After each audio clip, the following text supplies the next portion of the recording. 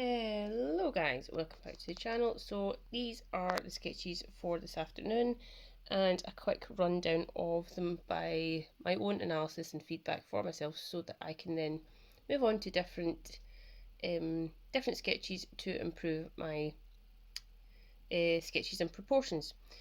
So all three of them were good speed. The first one actually took me the full 4 minutes. Second one was 3.5 minutes and the third one was 3 minutes.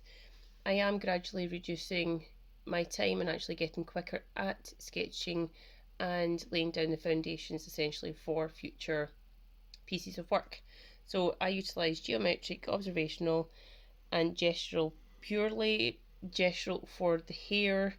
I was just trying out something new and hopefully it did actually work. I actually quite like the hair for number one. The closest to the original reference photo is probably between 1 and 2. 1 more so at the eye area and 2 for the mouth and the chin area.